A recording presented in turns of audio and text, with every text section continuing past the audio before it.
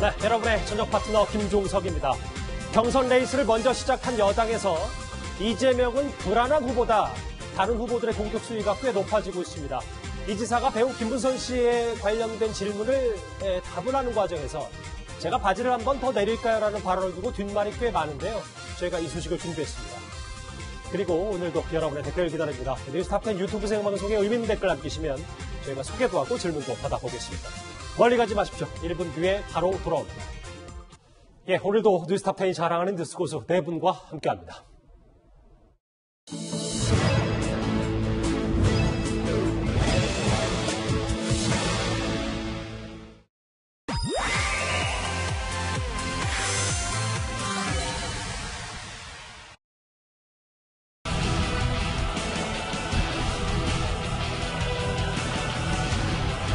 스캔들에 대해서 이제 그 얘기는 이제 그만합시다 이렇게 말씀하셨는데 제가 혹시 바지 한번 더 낼까요? 어떻게 하는 겁니까?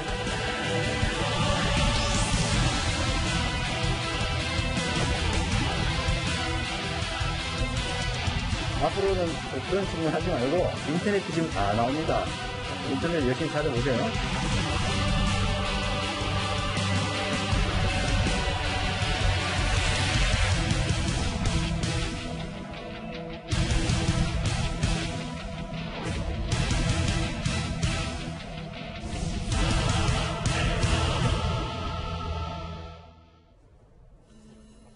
예, 오늘 뉴스탑10은 바로 여기부터입니다. 1위, 역풍불은 바지 내릴까요? 민주당에서는 유력 대선 주자인 이재명 지사 대 반 이재명 구도가 선명해지고 있습니다. 이 지사가 공식 출마 일주일 만에 점령군 발언, 그리고 기본소득 공약 후퇴 등으로 첫걸음이 그리 순탄치는 않은 것 같은데요.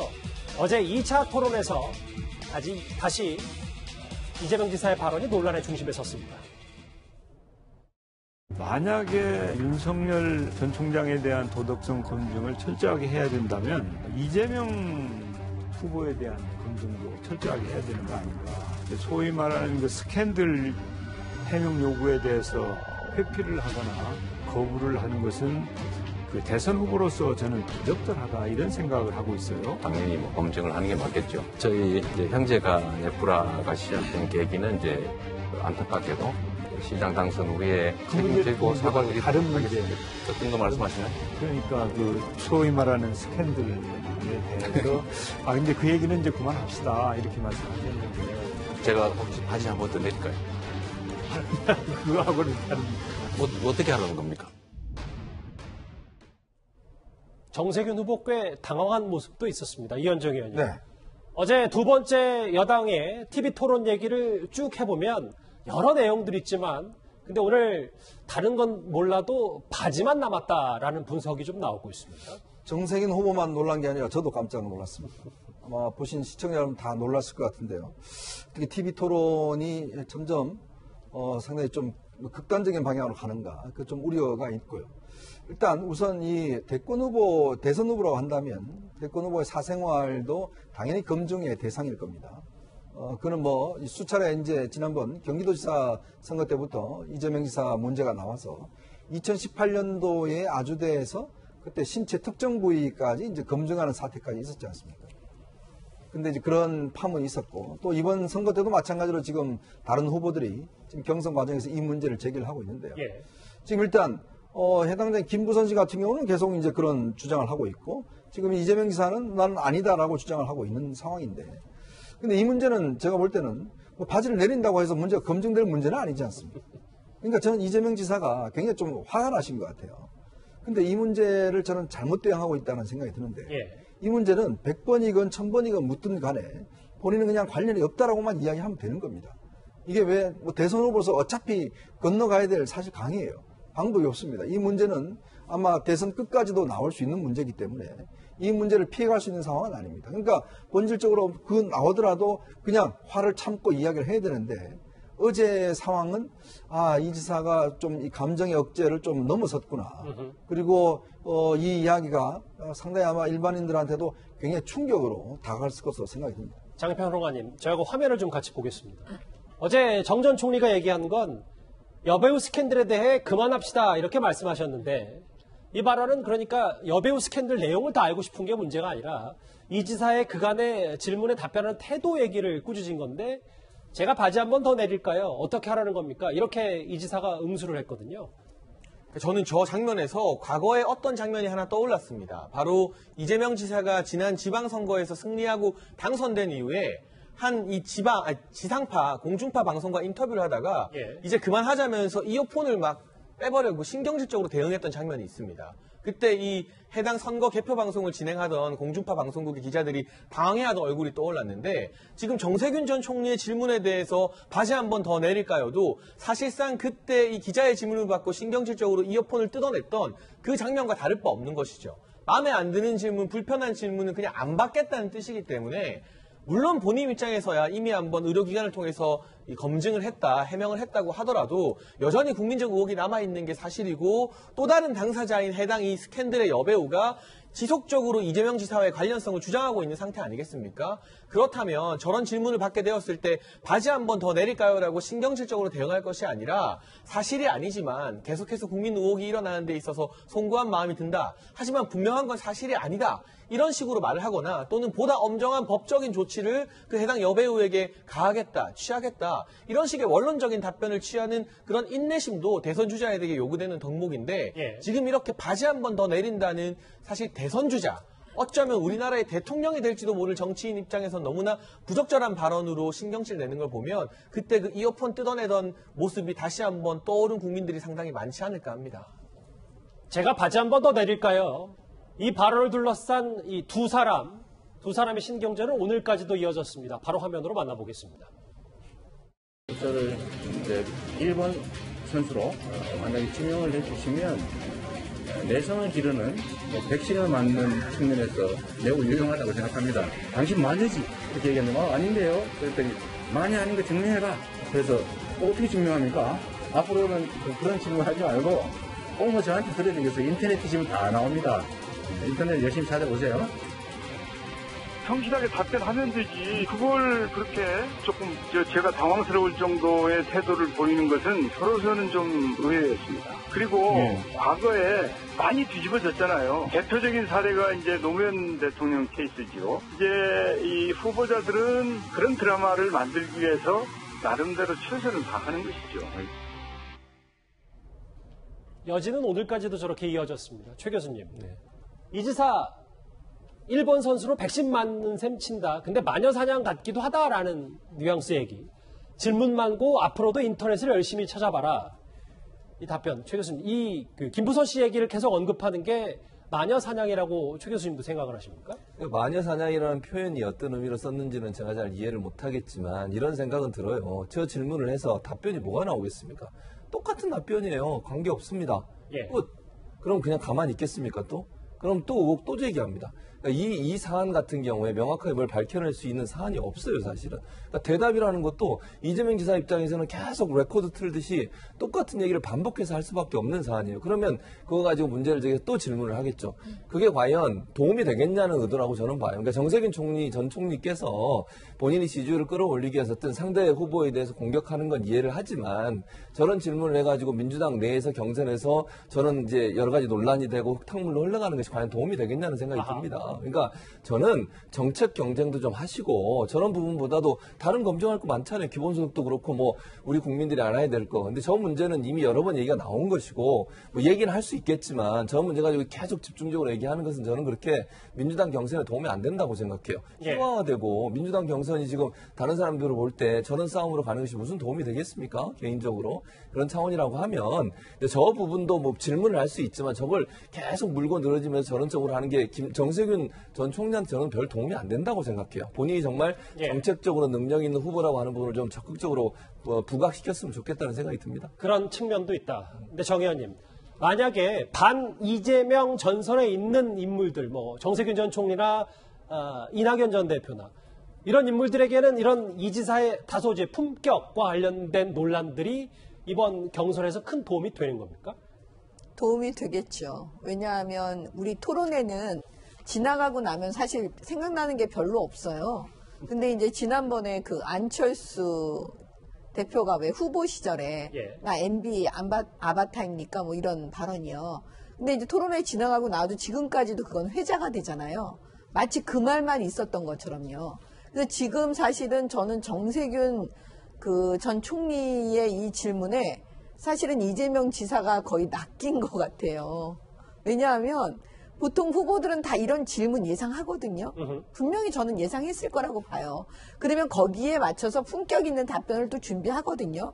근데 저렇게 위험한 발언을 했다는 게 결국 국민들께서는 사실은 정책만 보진 않잖아요. 그 사람의 인품, 대통령으로서의 품격 이런 여러 가지를 보고 있는데 바지 얘기를 해버리니까 이제 앞으로는 이 토론회가 지나가고 나면 아니면 이번 대선에서 그 말만 생각날 것 같아요. 바지 얘기만. 그러니까 그런 면에서 어떻게 저렇게 위험한 발언을 했을까? 저는 사실은 놀래기도 하지만 이해가 좀 안 돼요. 그래서 어찌됐건 지금 판세가 이 지사에게 마이너스가 분명히 저거는 분명히 불리한 거고요. 왜냐하면 이 생각한다는 거예요. 그냥 입으로 말하고 우리가 생각을 하고 상상을 하잖아요.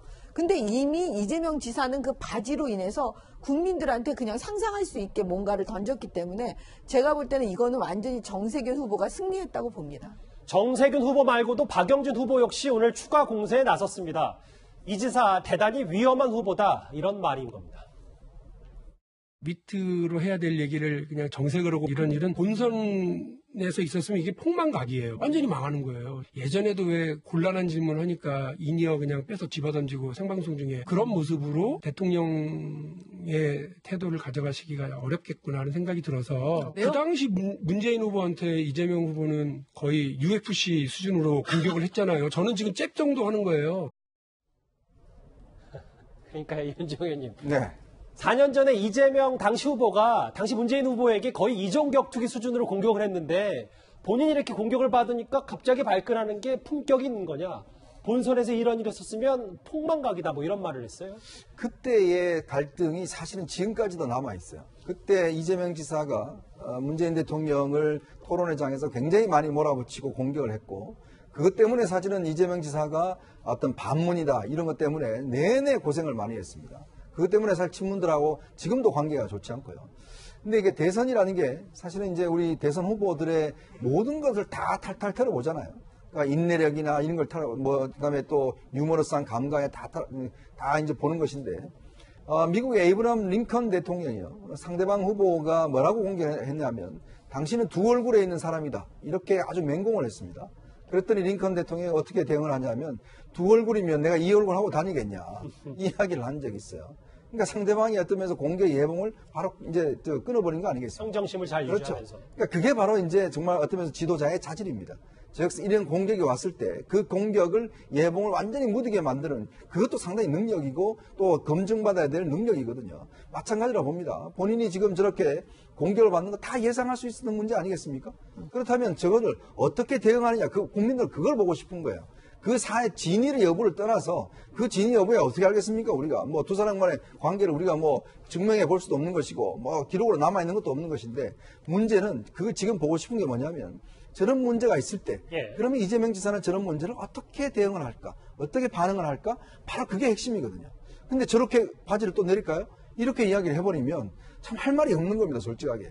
이 토론회 자체가 그러면 예전에 본인이 했던 걸 또 그냥 반복하는 것이냐? 그럼 우리 국민들이 그걸 봐야 되는 것이냐?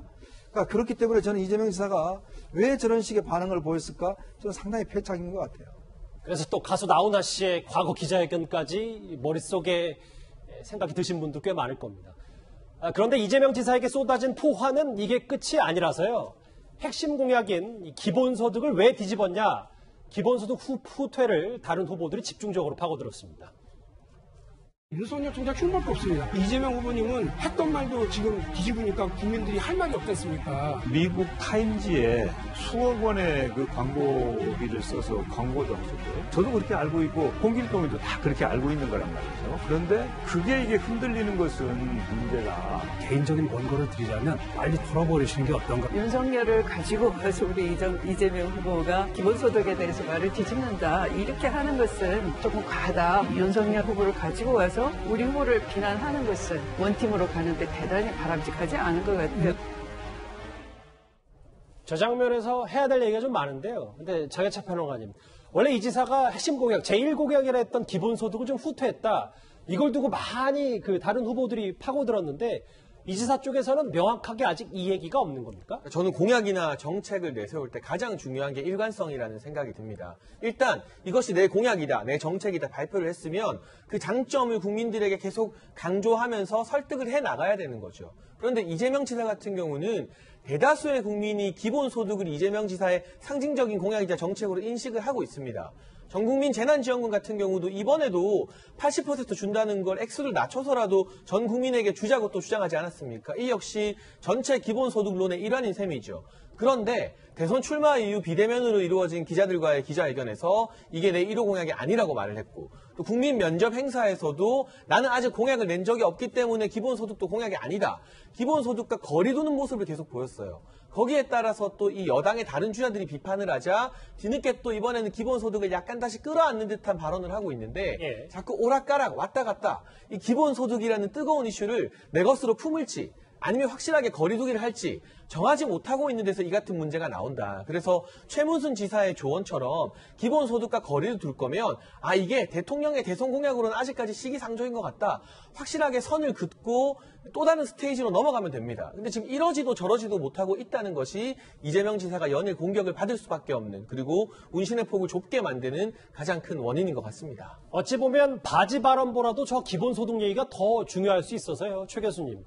근데 박용진 후보가 이런 얘기를 했잖아요. 윤석열 후보 자격 없다, 기본소득 관련 했던 말도 뒤집었다. 이 발언에 대해서 아까 화면에도 잠시 나왔었는데 다음 화면을 좀 볼까요? 추미애 후보가, 추미애 전 장관이 또다시 이재명 지사를 감쌌다. 윤석열 가지고 와서 이재명 후보가 기본소득에 대해서 말을 뒤집는다 하는 것은 과하다. 최 교수님 동의하십니까? 그러니까 일단 추미애 전 장관 입장에서 윤석열 후보가 싫은 거예요. 한마디로 얘기하면. 그러니까 윤석열 후보를 가지고 와서 어쨌든 우리 팀을 공격하는 것 자체에서 불만이 있는 거죠. 그러니까 제가 볼 때는 추미애 전 장관은 윤석열 전 총장 얘기가 나와서 그걸 가지고 또 다른 사람을 공격하는 것 자체에 대해서 싫은 거라고 저는 생각해요. 그러니까 이재명 지사하고 무슨 뭐 연대를 하거나 그럴 가능성 뭐 저는 없다고 보는데, 기본적으로 윤석열 전 총장에 대한 어떤 반응 자체가, 본인이 사실은 윤석열 전 총장은 늘 각을 세웠고 본인 때문에 윤 전 총장이 지금 부상하고 있다고 계속 공격을 받고 있으니, 본인 보면 후보에 나와서 계속 하는 말은 윤 전 총장에 대한 공격이 대부분의 말이에요. 그러니까 이재명 지사 감싼 거는 단순한 이유다. 그런 이유라고 저는 생각해요, 기본적으로. 그래서 윤석열 전 총장에 대한 어떤 싫어하는 마음, 이런 것들이 결국 표현되는 과정에서 사용된 게 아닌가 이렇게 생각합니다. 지금 자막에 나가는데요. 재미연대, 이재명 지사와 추미애 전 장관 연대를 재미연대라고 표현하는 것도 좀 눈길을 끌고 있습니다. 어쨌든 이렇게 반 이재명 연대 전선이 확실해 보이는데 여권 주자들로부터 집중 난타를 받고 있습니다. 그런데 이 지사는 공격의 고리로 윤석열 전 총장을 택했습니다. 만약에 저였다면 장모가 되기 전에는 뭘 했는지 모르겠지만 그 이후에는 최소한 권한을 활용한 또는 거기에 의탁한 어떤 부정부패도 없게 했을 것이고, 그것만큼 공직자의 공적 권한에 기초한 문제를 미연에 예방하는 친인척 비리나 개입을 막는 건 정말로 어려운 일입니다. 쉽지가 않습니다. 그런 점에서 보면 윤석열 총장께서 가족들과 관계된 이런저런 얘기들이 있던데 그 문제를 좀 더 철저하게 사전적으로 봉쇄했어야 되는 거 아니냐. 나였다면 장모가 혜택 못 보게 막았다. 공직자면 가정 문제 더 철저하게 사전 봉쇄했어야 장모 1심 실형 선고와 관련해서 이 지사가 저렇게 얘기를 했는데, 어찌 보면 좀 원론적인 얘기를 하면서도 애들러서 윤 전 총장 좀 비판하는 것 같기도 하고요. 저는 저 얘기를 딱 할 때 이재명 지사가 저런 얘기를 하면 국민들께서 어떤 생각을 하실까 이런 생각이 드는 거예요. 왜냐하면 이재명 지사가 수사받고 재판받은 것 중에 하나가 형님에 관한 일이 있잖아요. 그러니까 이재명 지사도 사실은 가족관계에 대해서 좀 국민들께 좀 드릴 말씀이 없을 정도로 민망한 일이 되게 많은데, 그 공직자면 가족 문제 더 철저히 사전 봉쇄했어야 한다? 이런 식으로 말하는 게 좀 일단 아닌 것 같고요. 그 다음에 두 번째는 나였다면 이렇게 가상적으로 얘기하는 거예요. 그거는 그냥 다 할 수 있는 얘기이기 때문에 저거는 아예 처음부터 말하자면 윤석열 전 총장이 마치 이 장모에 대해서, 장모가 혜택받은 거에 대해서 뭔가 개입했다는 걸 밑으로 깔고 그냥 얘기하는 것처럼 보이잖아요. 사실관계는 사실 우리가 모릅니다. 근데 제가 그 사건을 보니까요. 박근혜 정권 하에서 윤석열 전 총장이 미움받을 때 공교롭게도 이 사건 수사를 어떻게 했냐면 검찰에서 이 장모 부분만 빼줬어요. 무혐의가 됐어요. 예. 그리고 다른 사람들은 기소를 했거든요. 근데 그 내용을 봤더니 그 이유가 그거였더라고요. 장모가 투자를 했는데 나중에 뒤늦게 이게 문제가 될 것 같으니까 각서받고 빠졌다. 약간 이런 취지로 지금 무혐의를 낸 거였어요. 어떻게 보면 시각의 문제인데 예. 이번에 다시 수사를 해서 똑같은 사건을 수사를 해서 기소를 했거든요. 그러면 한편에서 국민들께서 어떤 생각이 드시냐면 야, 윤석열 총장 그렇게 쫓아내려고 문재인 정권에서 추미애 장관이 그랬잖아요. 그러니까 이번에 또 장모에 대해서 다시 사건을 수사를 하는구나. 보복 수사일 가능성이 높다. 이런 생각이 지금 드시기 때문에 국민들이 다 알고 있기 때문에 저는 이재명 지사든 지금 여권에서 그 장모 사건 자꾸 얘기하면 그게 과연 득이 될까. 또 한편으로 이런 생각도 듭니다. 예. 앞서 이현정 의원님이 대통령 꿈을 품으면 탈탈 털릴 수밖에 없는 구조다. 뭐 우리나라 말고 다른 나라도 마찬가지다. 이 얘기를 하셨는데 이 지사가 과거에 물론 지금 상황은 좀 달라졌습니다만 4년 전에 윤석열 검사 같은 사람을 검찰총장으로 임명해서 부패 청산하겠다. 이 발언이 다시 한번 회자가 되고 있습니다. 참 인생이라는 게 참 희한하죠. 그때 당시에 윤석열 검사 같은 경우는 뭐 정말 박근혜 정부의 어떤 적폐청산에 가장 앞장서 있었던 역할을 했고요. 그러다 보니까 이제 그 비슷한 이야기를 이제 한 거 아니겠습니까? 그래서 사실은 이제 문재인 대통령도 검찰총장으로 파격적 승진을 해서 임명한 거 아니겠습니까? 사실은 윤석열 총장은 검찰총장 서울중앙지검 할 수 있는 그 기수가 아니었어요. 그러니까 거의 5기를 뛰어넘어서 그렇게 시킨 거 아니겠습니까? 그러니까 한편으로 그걸 본 거죠. 예전에 이제 댓글 사건 수사할 때 본인이 그렇게 박근혜 정부에 대해서 정말 저렇게 맞서는구나 보고 적폐청산 수사를 맡겼는데 잘하잖아요. 그래서 이제 검찰총장 시킨 거 아니겠습니까? 근데 윤 총장은 자기가 그냥 검사로 수사를 한 겁니다. 그러니까 현 정부에 대해서는 이제 수사를 하니까 이때부터는 이제 안 되겠다 싶어서 사실은 이제 그렇게 이 윤 전 총장에 대한 탄압을 한 거 아니겠습니까? 그러니까 참 다 자기 중심적으로 생각합니다. 즉 우리 편에 대해서는 전부 다 봐주고 남의 편에 대해서는 저렇게 정말 철저히 잘 잡는 사람을 내가 검찰총장 시켜서 이 정부에 하겠다고 하지만 정작 아마 이재명 지사도 만약에 대통령이 돼서 그런 사람이라면 아마 본인은 안 시킬 겁니다. 그러니까 이게 결국은 우리가 권력을 어떻게 중립적으로 쓰느냐, 즉 내 편뿐만 아니라 상대방에까지도 뭐 내 편도 마찬가지지만 철저하게 중립을 지켜서 수사를 할 수 있는 그런 검사, 그런 검찰총장, 그걸 이야기를 해야 되는데 지금 이제 보면 결국 자기 편에 유리한 사람을 저렇게 시켜야 된다는 그런 쪽으로 흘러가기 때문에 자꾸 사법이 정치화되는 것 같습니다. 예. 앞서 정미영 최고위원님이 이 지사가 장모 얘기를, 윤 전 총장의 장모 얘기를 꺼낼 자격이 없고 일단 법적인 부분에서도 장모 구속에는 여러 가지 석연치 않은 부분도 많다 이렇게 말씀해 주셨는데 최 교수님은 좀 생각이 반대시죠? 이 얘기 어떻게 좀 받아들이십니까? 그러니까 저는 이재명 지사 입장에서 저 얘기를 한 것은 사실 이제 가족 관련해서 이런 이제 범죄와 관련된 부분들이 드러났을 때 그 치명적인 영향을 미칠 수 있다는 부분들에서 얘기를 한 것 같아요. 물론 이제 본인의 가족사에 관련해서는 이제 여러 가지 뭐 욕설 문제나 이런 논란이 있습니다만 그리고 이제 형님 관련해서는 다 이제 그게 문제가 없는 걸로 나왔기 때문에 제가 볼 때는 이제 이재명 지사 입장에서 윤 총장의 저런 부분들을 지적을 하면서 상시 지금 본인이 공격을 당하고 있잖아요. 공격을 당하는데 뭐든가 시선을 다른 곳으로 쏠리게 할 필요가 있어요. 예. 본인은 그렇다고 해서 민주당에 있는 후보들을 공격하는 게 본인한테 도움이 안 돼요. 왜냐하면 본인은 지금 1위를 달리고 있는 후보이기 때문에 전 본인보다 지지율이 낮은 사람 공격해서 무슨 의미가 있겠습니까? 결국은 결집시키려면, 즉 본인을 지지하는 지지층을 결집시키려면 상대 타겟을 정해야 되고 그중에 가장 앞서가고 있는 윤석열 전 총장을 공격하는 것이 본인의 지지율을 끌어올리고 본인의 지지율을 공고하게 하는 데 도움이 된다는 판단에서 저런 발언을 했을 걸로 보여집니다. 알겠습니다. 이재명 지사 공식 출마 일주일 만에 첫 단추는 일단 보기에는 순탄치 않아 보이는 듯한데요. 일단 첫 번째 이슈 여기서 정리하겠습니다.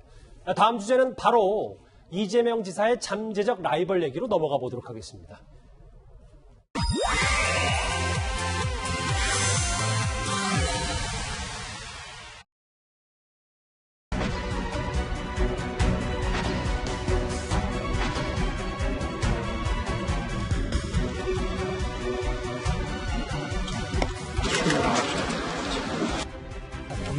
네네, 그렇습니다. 예, 맞아요. 마음 아프게 드린 것, 당을 제출 사과드리고요.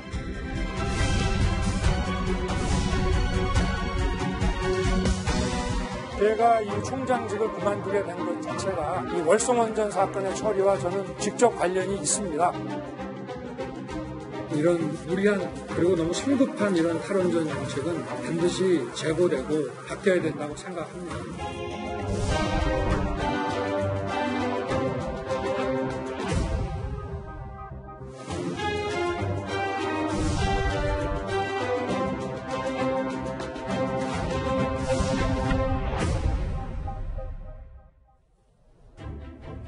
예, 두 가지 주제가 준비되어 있는데요. 먼저 2위부터 만나보겠습니다. 국민의힘 입당은 일단 미룬 윤석열 전 총장이 민생 투어 윤석열이 듣습니다. 첫 일정으로 오늘 국립대전 현충원을 찾았습니다. 그리고 천안함 46 용사와 연평해전 참전 용사 묘역을 차례로 참배했습니다. 꽃다운 나이에 순부 가진 이들 머리가 말을 못하네. 당장이요. 네네 그렇습니다. 예 맞아요. 네.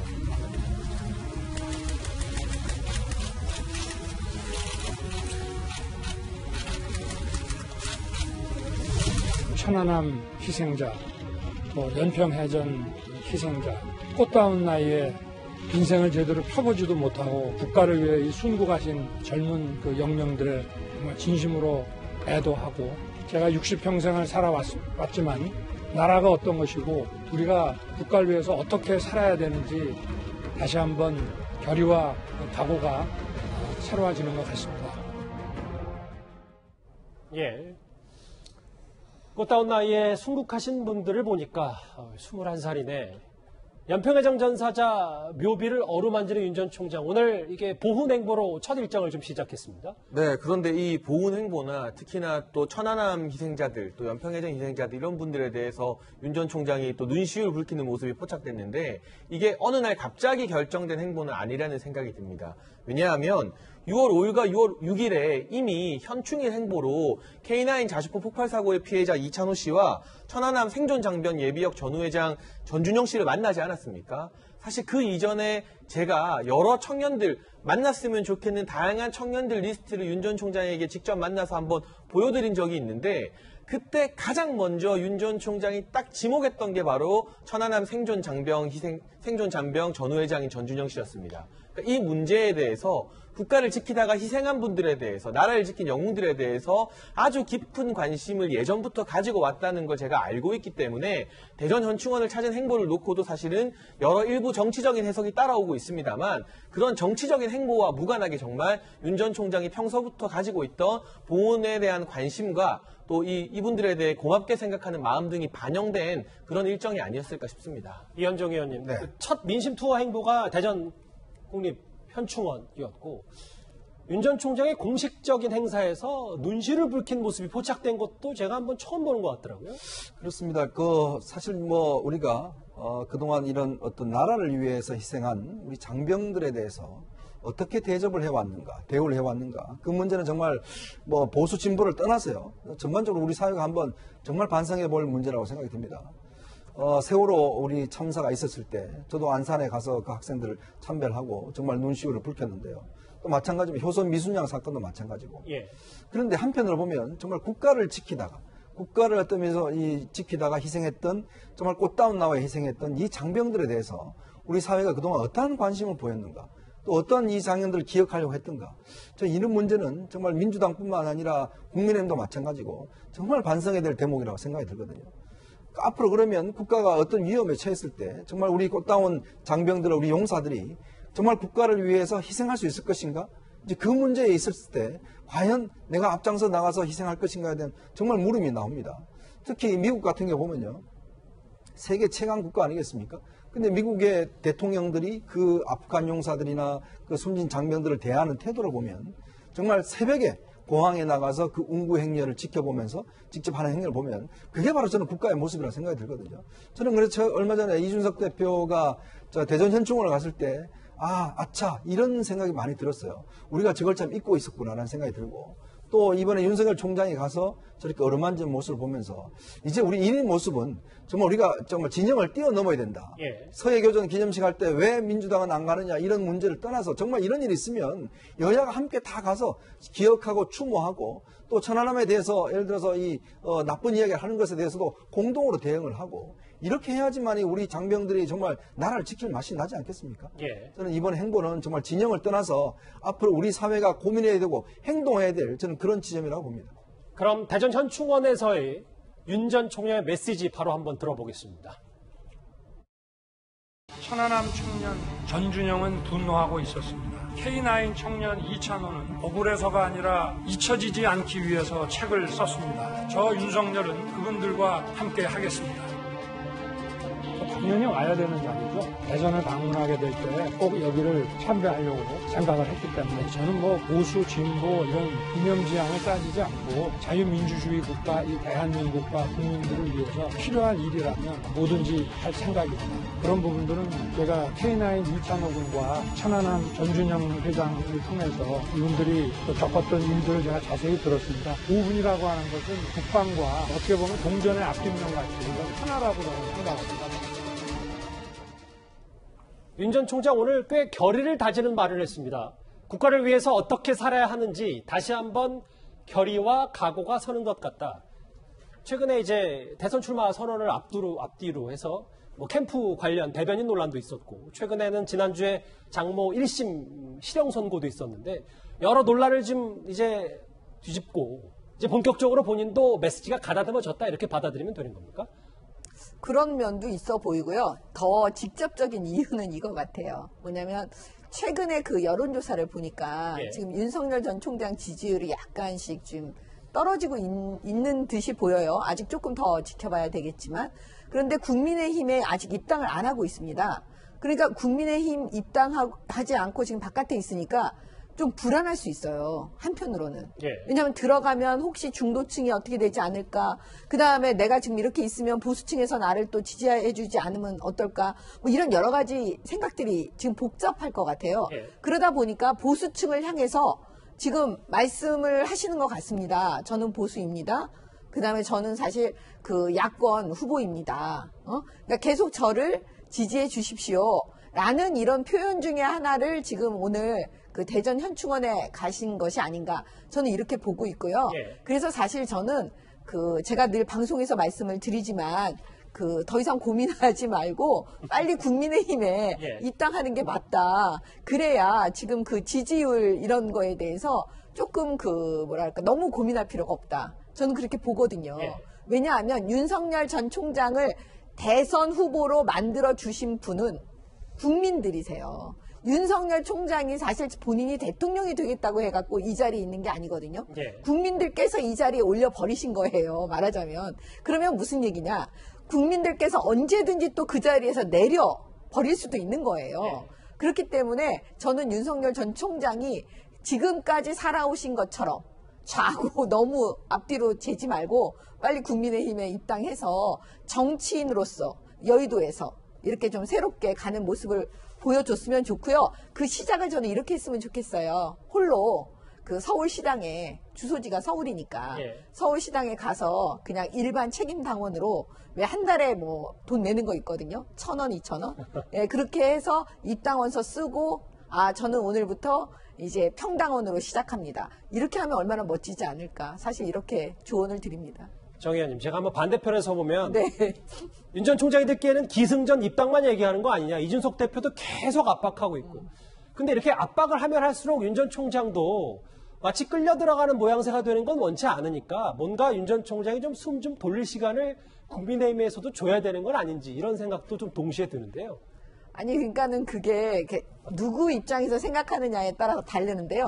저는 사실은 이준석 대표하고 저는요. 윤석열 총장 입장에서도 지금 생각하고 얘기하는 거예요.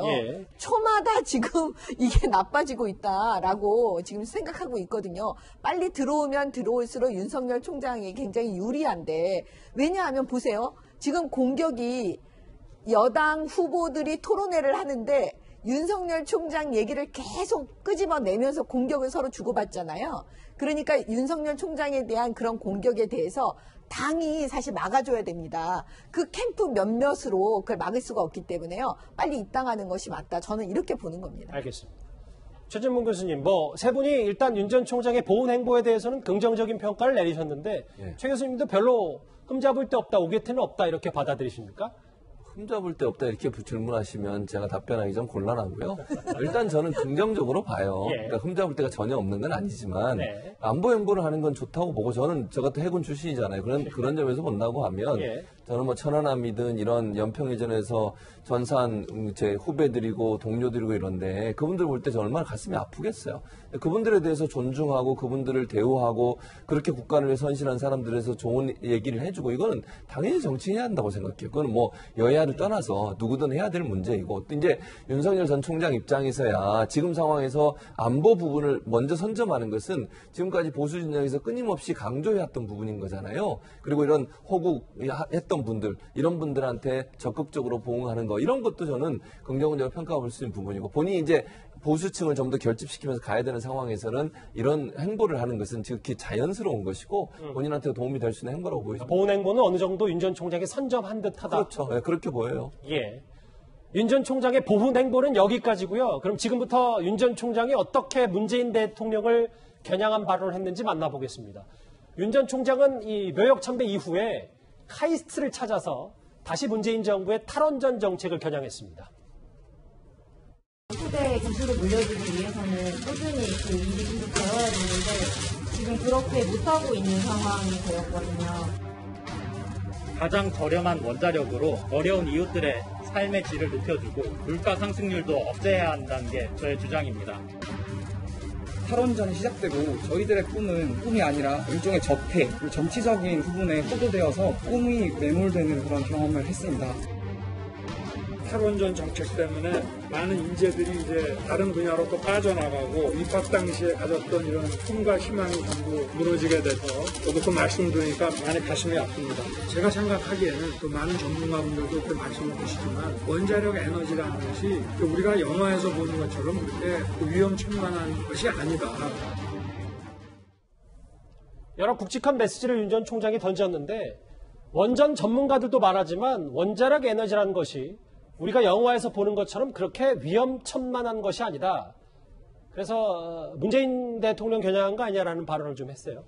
근데 장혜철 평론가님, 저 행사는 같이 윤 전 총장과 동행을 하셨죠? 분위기는 어땠습니까? 네, 제가 저 행사 사회를 보고 오늘 올라왔는데 일단은 그동안의 탈원전 논의가 대학 교수와 같은 시니어 그룹 위주로만 전개되었던 감이 있었습니다. 그런데 2030 현장에서 직접 이 원자력 산업에 뛰어들고 또 뛰어들기 위해서 공부를 하는 전공 대학 원생들에게 탈원전 반대하는 이유를 들어보자. 그러니까 탈원전 반대도 결국 청년 이슈가 될 수 있다는 점을 처음으로 알렸다는 점에서 좀 의미 부여를 하고 싶고요.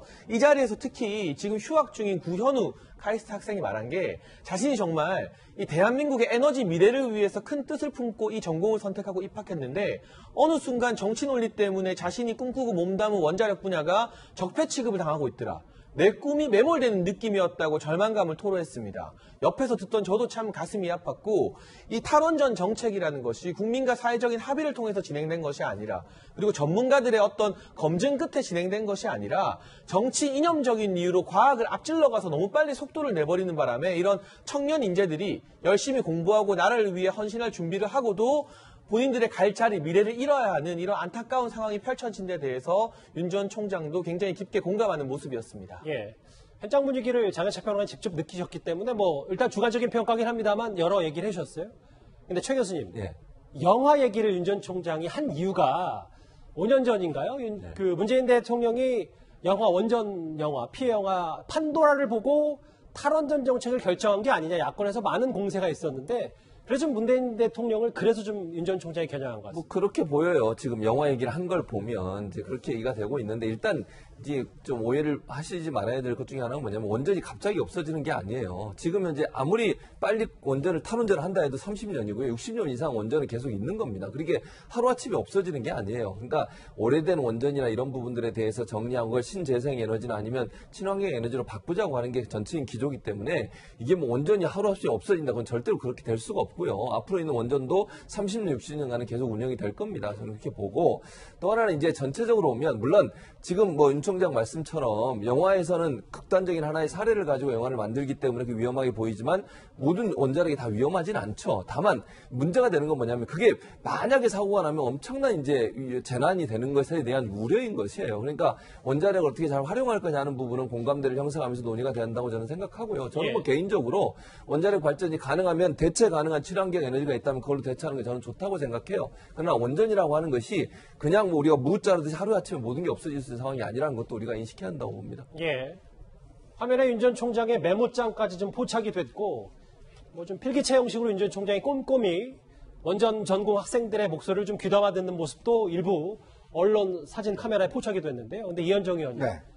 중간 정리를 좀 하자면 윤 전 총장이 오늘 대전 행보, 보훈 행보도 마찬가지고 뭔가 청년 그리고 반문에 방점이 좀 찍혀 있는 것 같습니다. 일단 뭐 그렇게 보이고요. 특히 이제 탈원전 정책이라는 게 문재인 정부가 핵심적인 정책이었는데 이 정책이 낳았던 여러 가지 폐해들이 참 굉장히 심각하게 나타나고 있습니다.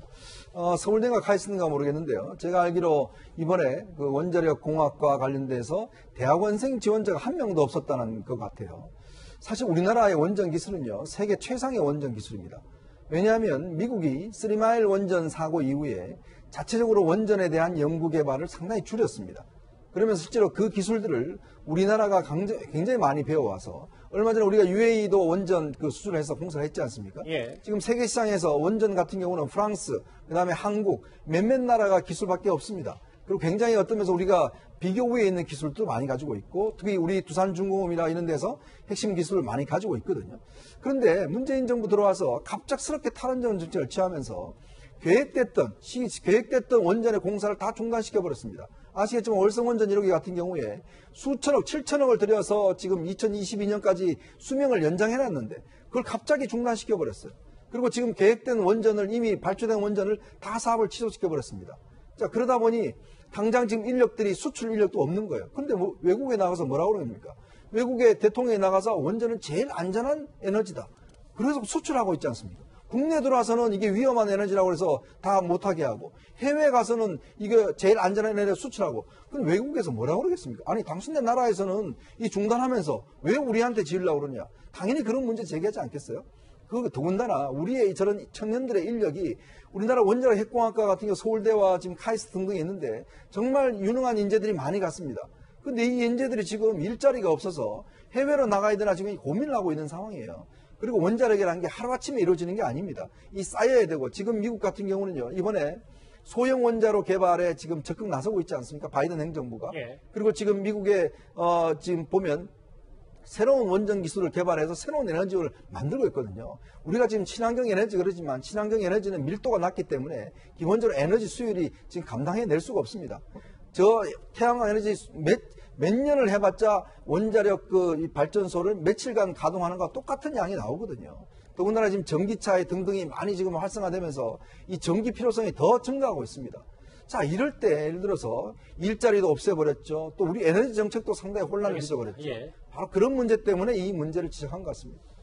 근데 탈원전 얘기, 대통령을 겨냥한 발언을 윤 전 총장이 하니까 여당에서 즉각적인 반응이 나왔는데 많은 국민은 대선 출마를 위한 알리바이가 아닌지 의심하고 있다. 사실 어제 윤 전 총장 발언 가운데 월성 원전으로 내가 검찰총장직을 던졌다. 뭐 이런 말이 나왔기 때문에 여당에서는 이런 주장이 나오고 있거든요.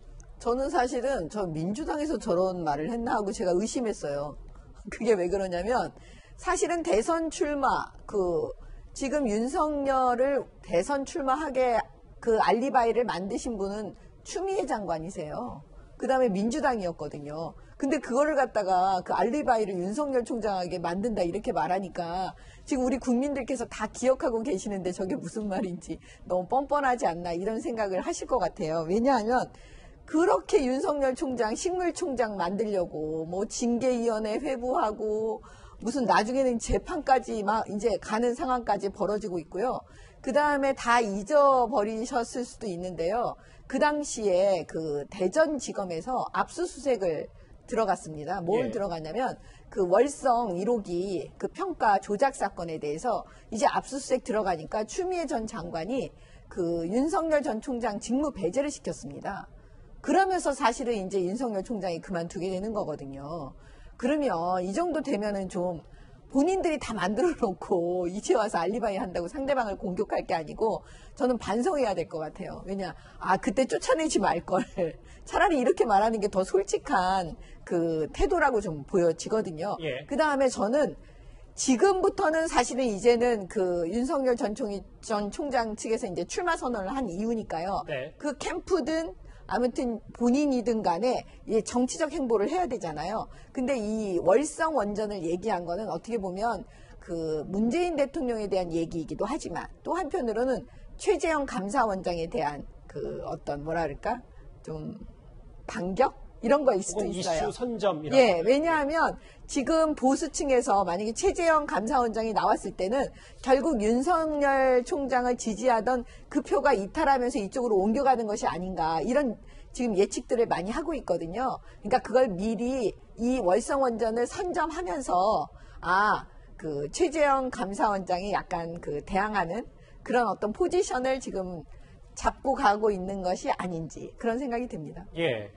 최 교수님, 그 민주당 출신인 양이원영 무소속 의원도 원전을 윤 전 총장의 대선 수단으로 악용한 행각에 진저리가 난다고 했는데 일정 부분 이 말에 동의하십니까? 그러니까 저 말은 무슨 말이냐면 기본적으로 월성 원전 문제를 제기하는 것 자체가 윤석열 전 총장의 사실은 대선 출마에 대해서 뭐 명분이 있냐 이런 비판이 많이 있잖아요. 이제 그런 부분에서 본인이 대선에 출마할 수밖에 없었던 이유를 만들어야 되는데 그 이유 중에 하나는 월성 원전을 이용하는 게 아니냐 이런 비판인 거예요, 사실은. 그러니까 민주당 입장에서는 그 월성 원전 얘기를 하는 것이 결국은 본인이 대선에 출마할 수밖에 없었던 이유를 만들어내기 위한 하나의 방법이었다 이렇게 비판을 하고 있고 양이원영 의원은 잘 아시는 것처럼 이 핵 원자력 발전소에 아주 가장 반대하는 분 중에 한 분이에요. 아마 그래서 더 저렇게 좀 강하게 얘기한 것 같은데 아마 윤 전 총장을 공격하기 위해서 이제 그게 결국 윤 전 총장이 대선 출마라고 하는 것이 정당성이 없다는 부분을 간접적으로 비판하기 위한 말이 아닌가 이런 생각이 듭니다. 예. 이 주제는 계속 이어갈 텐데요. 속보가 들어왔다는 제가 사인을 받았습니다. 대검찰청이 윤석열 전 총장 장모 모해 위증 혐의를 다시 수사하라 이렇게 명령을 했습니다. 윤 전 총장 장모 측은 재수사 지시가 정치적 의도가 있다 이렇게 판단을 했고 이렇게 지금 오늘 추가 입장을 밝혔는데요. 다시 한번 제가 읽어볼까요? 대검찰청이 윤 전 총장 장모 모해 위증 혐의 다시 수사라 이렇게 명령을 했습니다. 이 주제, 이 속보 얘기를 짧게만 좀 하고 갈게요. 정미영 의원님. 지금 1심 실형 선고 난 것 말고 다른 윤 전 총장 장모 관련 혐의인데 대검찰청이 다시 수사를 명령했다. 이거 어떻게 받아들이면 될까요? 그래서 지금 그 인사를 박범계 장관이 거의 그러니까 말하자면 지금 방탄 검사를 만들었다 할 정도로 그 친여 성향의 이 가진 검사들을 배치를 막 했잖아요. 중요 요직에. 제가 볼 때는 저거는 정치적 의도가 있다. 왜냐하면 지금 한 사람 개인에 대해서 집중적으로 저렇게 빠른 시간 내에 막 수사를 해서 뭐 한쪽으로는 기소를 해주고 그다음에 재판을 하고 우리가 언제 그렇게 빨리 재판하고 기소를 했습니까? 그다음에 또 갑자기 대검에서는 재수사 명령을 막 내리고 이렇게 하는 걸 보니까 당연히 저거는 정치적 의도가 있다. 그리고 국민들께서 이제는 다 알고 계시기 때문에요. 저거 별로 영향 미치지 않을 거라고 저는 봐요. 정 의원님 생각은 그러신데 일단 최 교수님.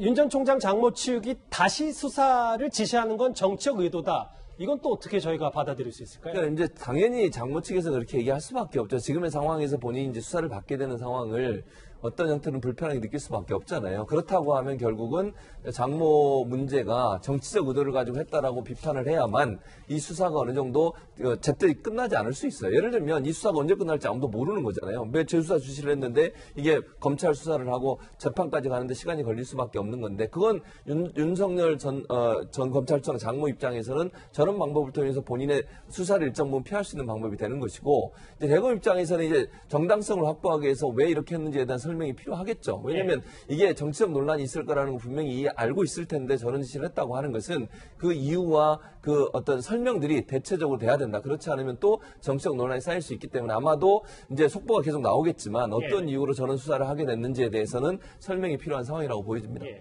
속보까지 좀 정리를 해드렸고요. 제가 좀 불가피하게 제 휴대전화를 드렸는데요. 그 이유가 뭐냐면 윤 전 총장이 천안함 연평해전 희생자 묘역을 참배했다 저희가 이렇게 전해드렸었는데 시청자 의견 중에 이런 의견이 있었습니다. 장소 가운데 윤 전 총장이 참배했던 장소 가운데 연평해전 희생자 묘역이 아니라 연평 포격 사태 당시 희생자 모욕이라는 시청자 의견이 있어서 저희가 정정해서 한번 전해드리겠습니다. 이 주제는 여기서 마무리하겠습니다. 윤 전 총장 행보까지 연이어 만나봤는데요. 다음 주제 제1야당 국민의힘 내부로 한번 들어가 보겠습니다.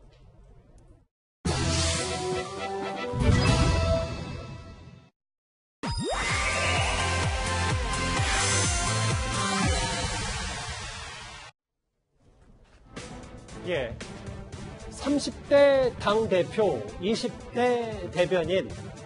어제 국민의힘 대변인을 뽑는 나는 국대다 결승전이 있었습니다. 141대 1 경쟁률을 뚫고 94년생과 95년생 대변인이 탄생을 했는데요. 이렇게 되니까 30대 당대표와 20대 대변인이 국민의힘의 얼굴이 된 셈입니다. 지난주 8강 모습과 어제 결승전까지 저희가 그 화면을 바로 만나보겠습니다. 결격 사유는 능력입니다. 청와대에 이 박성민 비서관이 어떤 능력이 있나요? 최소한 유통기한이 지난 우유는 먹게 되면 배탈이 날 수 있거든요. 그런 것처럼 최소한의 신선도 정도는 유지해야 된다는 것이 저는 이 공직 자격 시험에 대한 저는 평가라고 생각합니다. 우유도요, 오래되면 치즈가 됩니다. 치즈도 충분히 쓸만한 것이고요. 경륜도 필요하고 세대 통합도 필요합니다.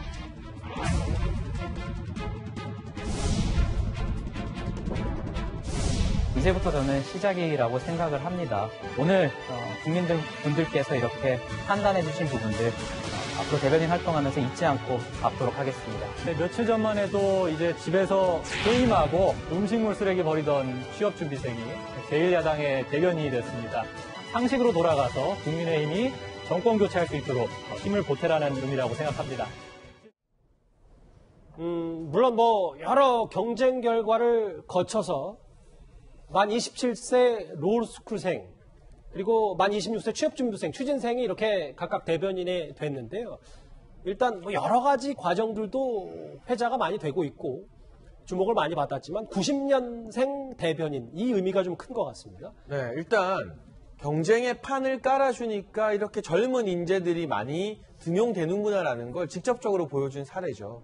그동안 정치권에 많은 젊은 청년들이 도전했지만 항상 그 문턱에서 좌절했던 건 도대체 어떻게 해야 내가 기회를 보장받을 수 있는지 방법을 몰랐기 때문입니다.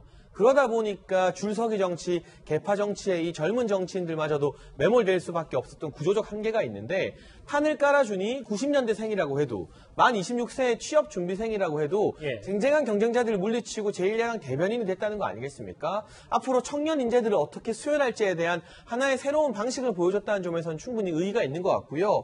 그리고 지금 이 나는 국대다라는 토론인 배틀을 주관한 이준석 대표 같은 경우는 다음 대선에서 이 세대 간의 어떤 투표가 큰 영향을 끼칠 거라고 주장하고 있습니다. 결국 2030의 표심을 잡아야만 대선에서 승리할 수 있다고 말하고 있는 셈인데 그 측면에서 보자면 지금 제1야당 대변인 2명이 전부 다 20대가 되었습니다. 20대 민심을 아마 충분히 반영할 것으로 보여집니다. 이러한 어떤 세대적 관점에서 접근하는 정치 전략이 과거의 전통적인 지역 관점, 영남과 호남을 이분하고 충청이나 강원도 표심을 잡아야 된다. 이런 식의 지역구도 관점과 비교했을 때 우위를 드러낼 것인가, 이 부분도 대선을 앞두고 하나의 거대한 정치 실험이 시작되었다고 볼 수 있을 것 같습니다. 그런데 대변인이 되자마자 당대표의 특명 하나가 떨어졌습니다. 이준석 대표 목소리 바로 만나보겠습니다.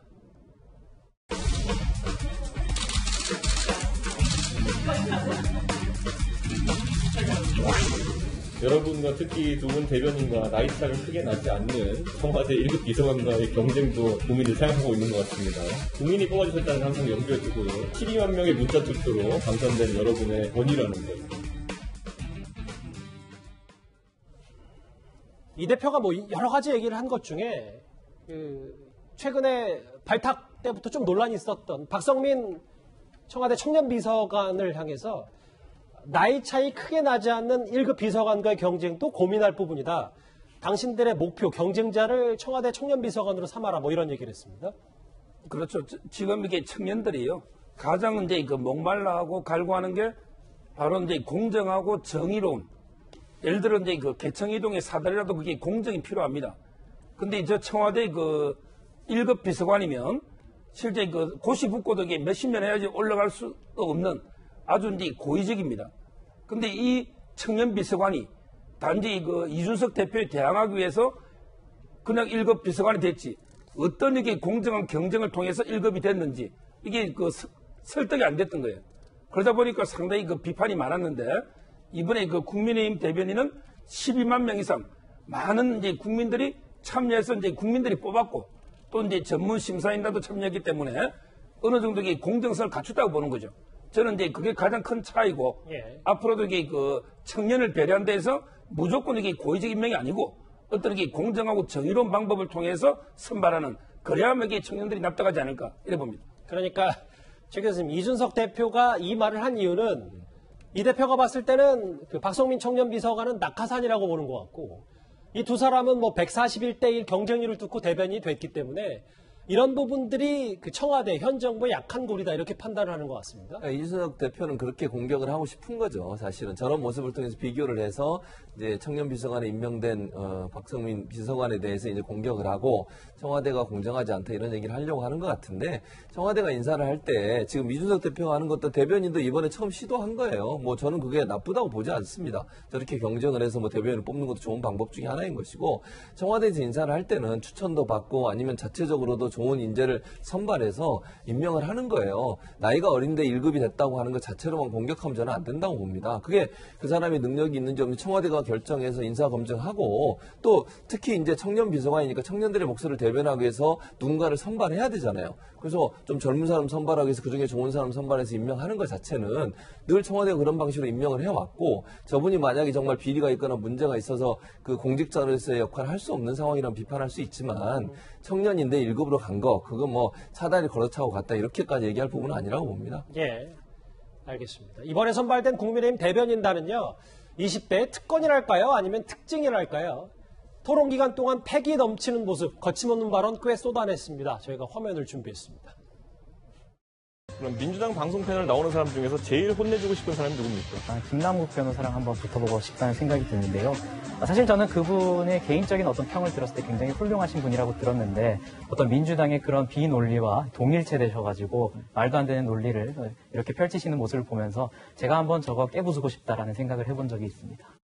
착한 척, 도덕적인 척이라도 안 했으면 좋았을 겁니다. 트위터 세상의 조 선생님과 현실의 국 장관님이 너무나 다릅니다. 상당히 쌩얼로 다니시라 이렇게 말씀드리고 싶습니다.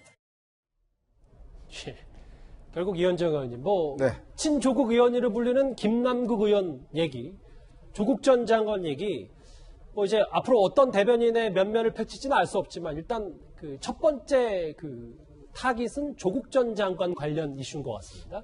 저 탑10에 나중에 김남국 의원하고 우리 임승호 대변인 한번 불러서 한번 좀 격돌해보죠. 굉장히 관심이 있을 것 같은데. 저는 이번에 문화가 물론 뭐 정치 문화의 변화도 있지만 이 토론 문화의 하나의 어떤 변화에 저는 상당히 중요한 기여를 했다고 봅니다. 사실 저희 같은 경우도요. 토론을 조금 하다 보면 좀 화가 나면 이렇게 목소리가 높아지고 그러다 보면 나중에 되면 이 본질적인 문제 말고 나이가 왜 너 몇 살이냐 뭐 이런 것부터 싸우고 이 상당히 이제 우리나라의 그 국민들 보면 기본적으로 토론에 익숙치 않다는 게 상당히 많았거든요. 특히 미국 같은 경우는 보면 굉장히 토론에 익숙합니다. 그게 뭐 여러 가지 상대방할 때 그게 사실은 민주주의 문화의 가장 근본이 되는 거거든요.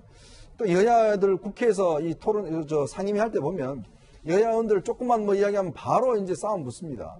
이제 이런 게 국민들한테는 보기 싫었던 장면인데 저는 이번에 이렇게 정치인들 특히 대변인들을 토론으로 뽑는 모습을 보면서 이제 정치 문화가 좀 바뀌겠구나. 만약 이렇게 토론 문화에 익숙한 사람들이 앞으로 국회에 나간다면 얼마나 많이 바뀔까라는 저는 새로운 생각이 들어요. 즉 이번 모습을 보시면서 저는 여당도 한번 도입해 볼 필요가 있다고 봅니다. 근데 심사위원들 보니까 다 안 되게 했지만, 그러나 여당도 예를 들어서 저런 20대, 30대들을 토론에 붙여서 저렇게 해서 정치에 진출하게 하면 우리 국회 문화 좀 바뀌지 않겠습니까? 정치 문화가 지금 탈바꿈되고 있어요. 서로 토론으로 통해서 뭔가 결론을 내리고 하는 좀 합리적인 정치 문화 변화에 저는 촉발점이 됐으면 좋겠다라는 바람이 있습니다. 예, 오늘 화면에 나옵니다만 국민의힘 대변인단도 본격적으로 이제 본인들도 대변인 수업에 들어갔습니다. 꽤 흥행을 관심을 모았던 나는 국대다 국민의힘 대변인 선발전 얘기는 여기서 정리하고요. 다음 주제 윤석열 전 총장 못지않게 이 인물의 행보에도 관심이 쏠리고 있습니다. 바로 다음 주제 만나보겠습니다.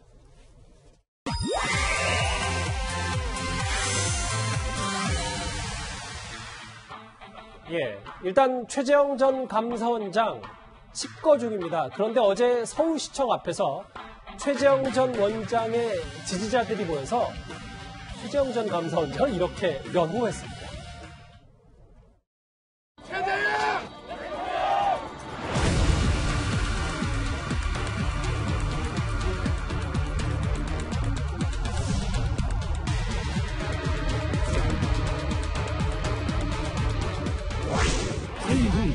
세상의 왜 이래 일자리가 계속 사라지고 있는데 아무런 대책도 없이 자식을 경쟁의 공간으로 내몰 수는 없지 않느냐. 제형 제발 약자들 우리 국민들 나라를 구해줘. 신고를 3년간 오고 같이 등교하고 늦은 나이에 기회를 득달당한 아이들을 입양하신 가슴 따뜻한 그분, 우리가 원하던 그분이 아닐까 합니다. 제형 최재형 전 원장인데 일부 지지자들이 어제 본격적인 목소리를 내기 시작했고 릴레이로 최 전 원장의 출마를 촉구하는 기자회견도 계속 연다고 하는데 지지자들 규모가 어느 정도 되는 겁니까? 최 전 원장 주변에요? 뭐 저도 이게 정확한 숫자는 모르지만 지금 이게 여권의 9룡, 야권의 뭐 14룡, 15룡 이야기 나오잖아요. 근데 이런 대선 주자 중에 국민이 정말 이렇게 그 출마를 이렇게 국민들이 요구하는 이런 거는 이런 분에게 처음이지 않을까 저는. 제가 대선 주자들 중에서 이런 생각이 들고요. 그거는 이제 제가 몇몇 여러 사람들에게 물어봤습니다. 왜 최저인가? 물어보니까 이게 대부분 뭐 정치적으로 보수 진보 성향이나 이런 걸 이렇게 떠나서 한마디로 이게 반듯한 사람, 정말 이게 인간미 있고 따뜻한 마음, 반듯한 사람이 한번 이게 지도자가 되는 걸 봤으면 좋겠다. 이런 분들에게 대부분이었거든요. 최재형 원장은 실제 그 입양 2명도 어려운 일이지만 그 외에도 이게 친구를 얻고 등교시킨 거. 그 외에도 그 판사 박봉에도 상당히 알게 모르게 그 기부라든지 정말 이게 훌륭한 인간적인 일을 많이 한 거거든요. 따라서 이제 그런 어떤 게 따뜻한 마음씨, 이런 게 인간적인 매력이 저런 식으로 이게 그 재형, 제발 이게 나라를 좀 구해달라. 그 따뜻한 마음으로 이게 그 어려운 소외된 약자들을 돌봐달라. 이런 게 요구로 분출돼 놓은 게 아닌가 이래 보입니다. 근데 서정훈 변호사님, 지금 제가 단순히 든 생각은 물론 뭐 앞서 최재형 전 원장 지지하는 분들도 꽤 많이 모였지만 윤 전 총장 출마 선언할 때 모였던 지지자들 보니까 윤 전 총장 지지자들 못지않아서 자발적으로 대선 출마를 촉구하는 건 최재형 전 감사원장만의 딱 확실한 하나의 작품은 아니지 않습니까? 근데 윤석열 총장은 출마 선언을 할 때 온 거고요. 최재형 원장은 이게 출마를 해달라고 선언도 안 했는데 온 숫자 아닙니까? 만약에 진짜 출마 선언할 때 어떻게 올지는 모르는 거죠. 아하, 알겠습니다. 자발적이다. 이게 더 중요하다 이런 말씀이십니까? 그런데 이 최재형 전 감사원장 뭐 지방을 돌며 여러 의견을 듣는 것으로 알려졌고 일단은 칩거 중입니다. 그런데 어제 윤 전 총장이 이례적으로 잠재적 라이벌일 수도 있는 최재형 전 감사원장을 이렇게 언급했었습니다. 제가 더 이상은 자리에 앉아 있을 수가 없다. 정치에 참여하게 되는 이런 계기가 된 거 역시 결국은 그 월성원전 사건하고 무관하지 않고 최재형 감사원장님께서 감사원장을 그만두시게 된 거 역시 이 월성원전 사건하고 관계가 있기 때문에 저희가 저 윤 전 총장의 발언 영상을 만나본 이유가 월성 원전 관련해서는 이게 최재형 전 감사원장이 현 정부와 대척점을 갖고 있는 본인 것이라고 생각했는데 윤 전 총장이 저 이슈를 오히려 선점해서 좀 윤 전 총장의 기싸움에서 밀린 거 아니냐라는 평가도 있는데 최재명 교수님도 동일하십니까? 그거 동의해요. 그러니까 이슈를 선점한 거잖아요. 사실 오늘 이제 카이스트 가서 또는 뭐 서울대 학생들 만나고 이렇게 대화하는 것이 원전 관련해서는 어쨌든 최재형 감사원장이 떠오를 수밖에 없잖아요. 월성 원전 수사 관련해 최재형 감사원장이 반발했던 부분이 있고 그런 부분 때문에 결국은 대선 후보라고 하는 부분까지도 지금 거론이 되고 있는 상황이에요. 그러면 최재형 감사원장, 전 감사원장 입장에서는 월성 원전이 본인의 가장 중요한 핵심 이슈가 돼야 되는 것인데 그걸 지금 윤석열 전 총장이 일정 부분 숟가락 하나 더 얹은 거잖아요. 그럼 결국은 이슈 자체를 두 사람이 나눠 가질 수밖에 없는 상황이 돼버렸어요. 그러니까 상당히 아마 이제 저는 윤 전 총장 입장에서는 최재형 감사원장이 치고 올라와서 본인의 잠재적인 어떤 그 경쟁 대상이 되는 것에 대한 견제가 일정 부분 들어간 거 같고 최재형 전 감사원장 같은 경우에는 지금 당장 출마 선언도 안 했고 정치 참여 얘기도 안 했는데 이렇게 돼버리면 본인이 나중에 이제 출마 선언이나 정치 선언을 할 때 상당히 좀 어려운 상황이 될 수도 있다. 즉 월성 원전이라고 하는 것을 키로 해서 본인의 이미지를 만들어 가야 되고 그걸 통해서 현 정부의 어떤 대척점 이런 부분을 만들어내야 지지층이 모일 텐데 그런 부분들이 좀 약화된다고 하면 최재원 감사원장의 출마나 아니면 정치 참여가 상당히 어려워질 수도 있는 상황이 되지 않을까 하는 생각이 듭니다. 국민의힘 대변인 얘기부터 보수 야권의 최재형 전 감사원장 얘기까지 정리를 해봤는데요. 다음 주제 이제 민주당 여당 내부로 좀 더 들어가 보겠습니다.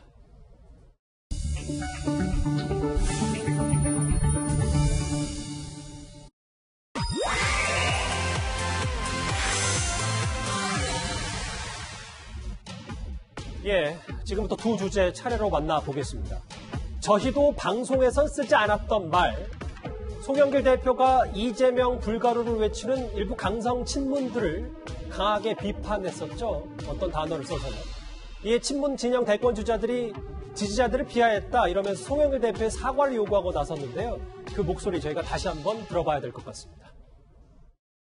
문재인 대통령을 지키겠다고 소위 대깨문이라고 떠드는 사람들이 누구는 되고 안 된다. 누구가 되면 차라리 야당이 되겠다. 이런 안이한 생각을 하는 순간 문재인 대통령을 지킬 수도 없고 제대로 성공시킬 수 없다는 사실을 분명히 깨달아야 된다. 이너서클이니까 서로 잘 아는 사이니까 그냥 봐주고 넘어가는 것이 돼서는 안 된다. 54억이 넘는 돈을 대출해가지고 저런 부동산을 산 사람을 그것도 반부패 비서관으로 임명했다는 것은 너무 좀 국민 정서와 안 맞는 자기들 잘 아는 사이니까 그냥 선의로 안이하게 봐주는 이런 검증이 되지 않았나 이런 아쉬움이 있습니다. 이 후폭풍이 좀 이어지는 것 같아요. 당원 게시판에는 아니 송영길 대표가 이재명 선대위원장이냐 대통령을 인질 삼아 협박하는 것이냐 꽤 여당 대표를 향한 항의성 글들이 당원 게시판에 좀 많이 올라갔다고 합니다. 근데 송영길 대표가 지금 강성 친문 지지자들을 표현하는 은어를 썼다는 걸 제외하면 제가 봤을 때 정무적으로 틀린 말 한 건 없는 것 같습니다. 일단 반부패 비서관 임명과 관련해서는 청와대가 입이 10개라도 할 말이 없는 부분이죠. 그리고 선거에서 승리하기 위해서는 주류가 아니더라도 본선 경쟁력이 강한 후보, 지금 유력한 후보를 당 지도부는 지켜줄 수밖에 없습니다. 그리고 당연하게도 최종 후보가 결정되면 그게 누구든 마음에 안 들어도 선거 승리를 위해서, 대선 승리를 위해서 원팀이 되어서 지지해야 된다는 것 또한 원론적으로 틀린 말이 아닙니다. 그런데 여기서 아마 지금의 이 친문 당원들이나 정세균 후보를 지지하는 분들, 또 이낙연 후보를 지지하는 분들은 아직 민주당 경선 게임이 끝난 것이 아니다. 지금 이재명 지사가 여러 여론조사에서 두각을 나타내고 있습니다만 여권 후보들 가운데서는 충분히 뒤집을 수 있다고 생각을 하는 것 같습니다. 그러니까 송영길 대표 입장에서는 될 수 있는 후보, 될 가능성이 높은 후보를 지금부터 조금 지켜주면서 보호해야 된다고 판단을 내린 것인데 나머지 후보들 입장에서는 그게 벌써 송 대표는 게임이 끝났다고 생각하는 것이 아니냐 이렇게 날선 반응이 나올 수밖에 없는 것이고요. 민주당 룰이 참 과반을 득표하지 못하면 6명 중에 최종 1명, 2명으로 나누어서 이 양자 대결로 결선 투표를 하겠다는 거 아닙니까? 예. 그럼 지금 정 총리도 그렇고 이낙연 전 대표도 그렇고 지금은 내가 2등, 3등이지만 이 최종적으로 2위를 해서 양자 대결까지만 가면 친문 주류 당원들의 지지를 등에 업고 한번 한판 역전승을 꿈꿀 수 있다는 그런 계산을 하고 있기 때문에 송 대표의 이런 어떻게 보면 정무적으로 틀린 게 하나도 없는 발언에도 다소 나머지 추격하는 후보들이 좀 민감하게 과열 양상으로 반응을 보이고 있는 게 아닌가 싶습니다. 그 부분이에요. 이제 장 평론가님 말씀하셨던 것처럼 송 대표가 여러 가지 옛날부터 속에 품어왔던 생각을 말했다고 하더라도 서 변호사님, 지금 시점이 후보들 간에 정말 치열한, 되게 예민한 시점에 이런 얘기를 했다. 도대체 당을 어디로 끌고 가려고 하느냐, 정세균. 송영길 대표 좀 더 신중했으면 이낙연. 반발은 나올 수도 있는 것 같습니다. 근데 저는요, 송영길 대표가 근데 아주 정확하게 할 말을 이게 했다고 이래 봅니다. 발언 있잖아요. 이게 방송에는 부족한 용어지만 정치 현장에서 부족한 용어 아닙니다. 정치 현장에서 이게 많이 쓰는 용어예요. 이거는 이제 송영길 대표가 강력하게 비판한 거거든요. 저는 얼마 전에 조국 장관이 본인 뗏목이라고 그랬잖아요. 예. 이게 금강경에 삽을 등한, 예를 들어 뗏목을 타고 건너 산에 가면 뗏목은 벌이라고 했습니다. 이 말이 이게 진리의 세계에 가면 그 수단, 뗏목은 벌이 되는 거예요. 근데 저는 조국 장관이 부인도 4년 받고 본인이 이게 어려움을 겪는 것도 지지자들 때문에 눈치 보다 보니까 이게 인정할 거 인정 못하고 계속 부인하다가 어려움에 처하고요. 지금 이게 문재인 대통령도 대통령이 되고 나면 열렬 지지층은 벌이 되는 거예요. 그리고 이게 전 국민을 바라보고 오직 이게 통합이나 화합으로 나아갔어야 되거든요. 그게 바로 이제 사면이든 이런 게 여러 가지가 현안이 있는데 저는 너무 이게 극렬 지지층만 바라보고 하는 정치, 이게 결국은 마이너스입니다. 문재인 대통령을 강력하게 지지하는 대머머가 문재인 대통령들은 마이너스란 말이에요. 이걸 송영길 대표는 제대로 지적한 거고, 저는 이제 뭐 정세균 또는 이낙연 이분들에게 열렬지청 눈치를 보다 보니까 계속 비판하지만 저는 뭐 송 대표나 이재명 지사 이쪽이 반응이 맞다 이래 봅니다. 네, 이현정 의원님. 네. 경선 후보보다 더 세게 송 대표를 비판한 인물이 있거든요. 최재성 전 정무수석. 네. 당대표가 당 최대의 위험 부담이 됐다. 당대표가 원팀을 얘기하면서 이미 특정 후보, 그러니까 뭐 이재명 지사를 얘기하는 거겠죠. 지지하고 있다고 밝힌 셈입니다. 최재성 전 정무수석의 메시지는 이례적입니다.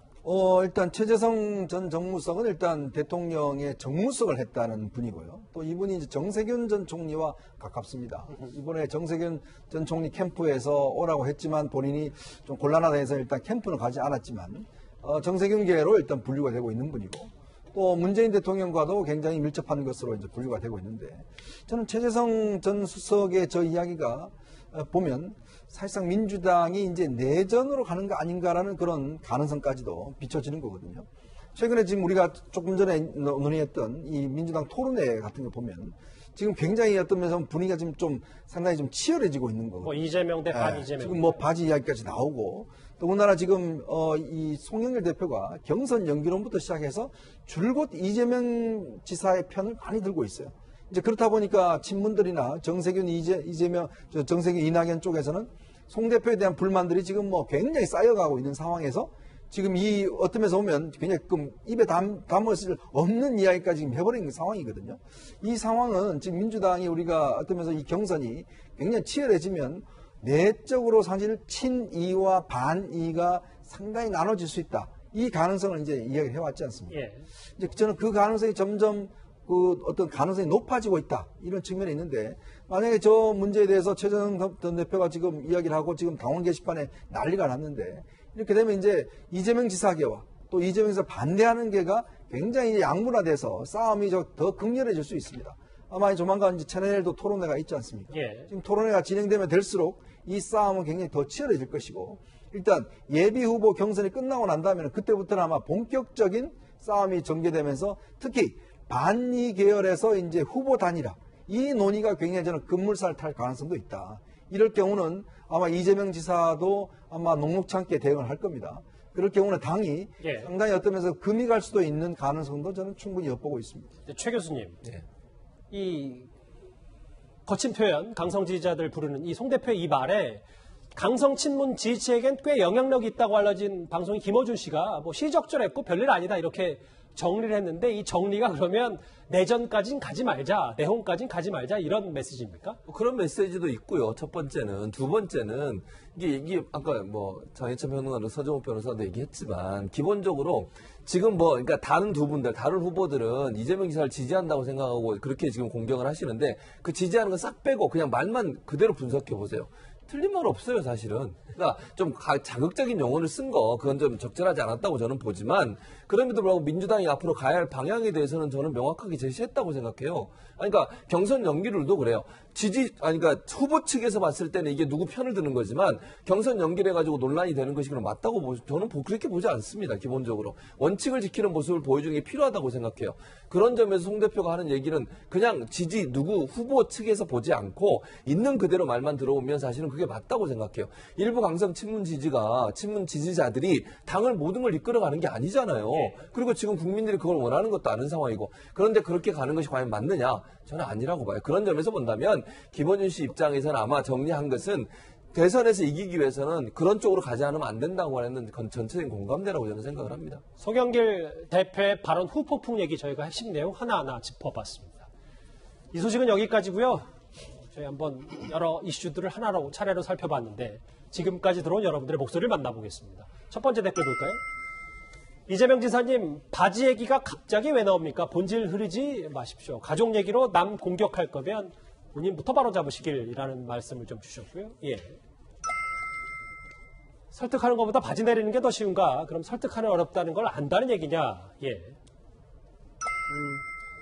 네거티브 하지 말고 국민 살릴 정책 대결이나 해주세요. 라는 의견도 주셨습니다. 윤 전 총장 장모 집중적으로 수사, 조국 전 장관 수사와 같다. 좀 입장이 바뀌었다. 이런 말씀이시고요. 예. 마지막 볼까요? 검찰 개혁한다는 게 이거냐? 마지막 댓글까지 읽어봤습니다. 오늘도 댓글 5개 감사드립니다. 정치권 굵직한 이슈들을 살펴봤는데 그 연장선상입니다. 다음 주에 바로 만나봅니다.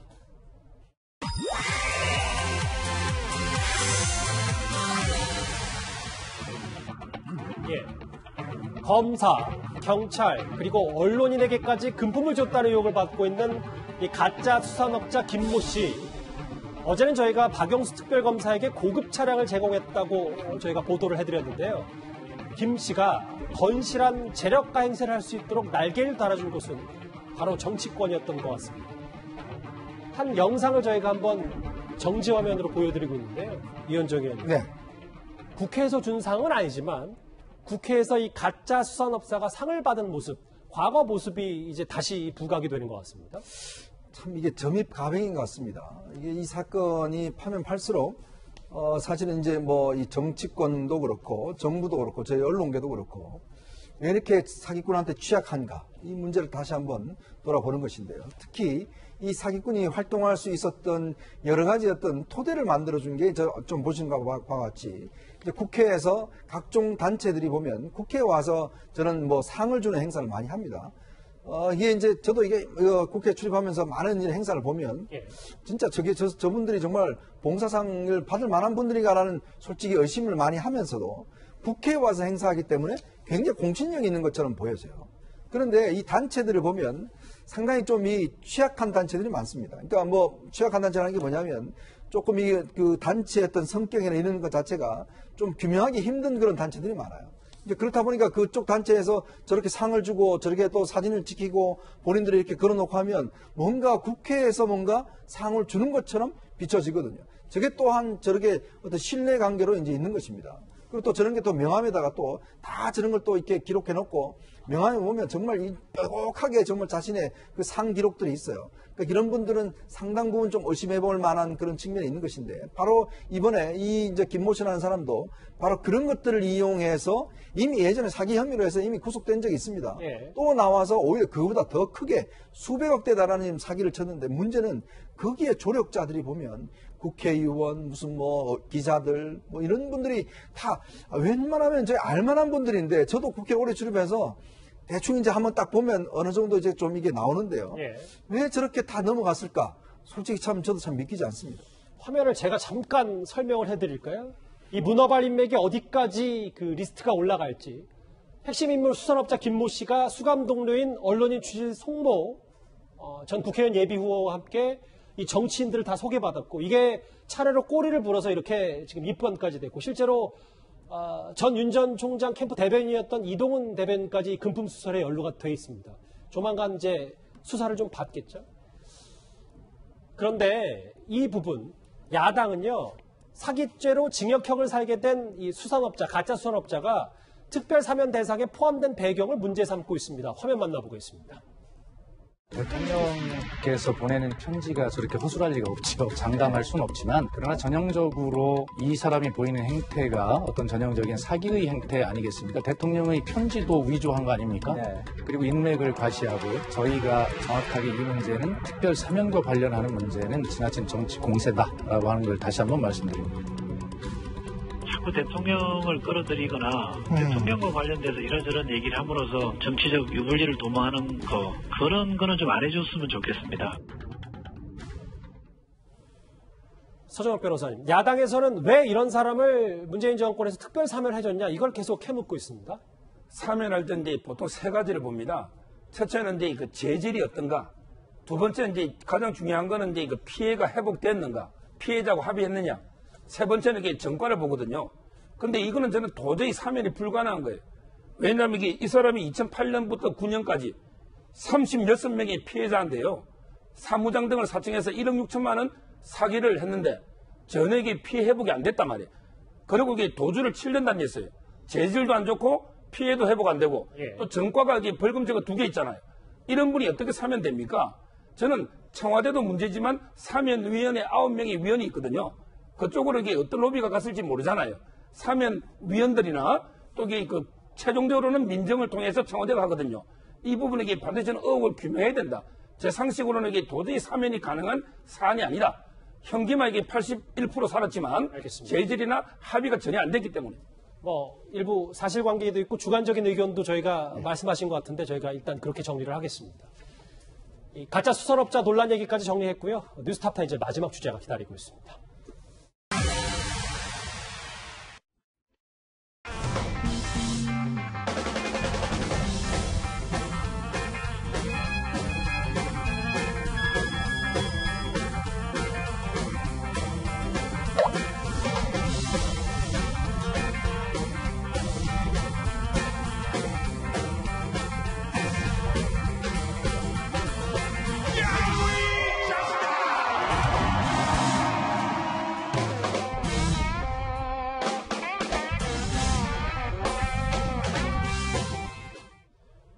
예고 하나 하겠습니다.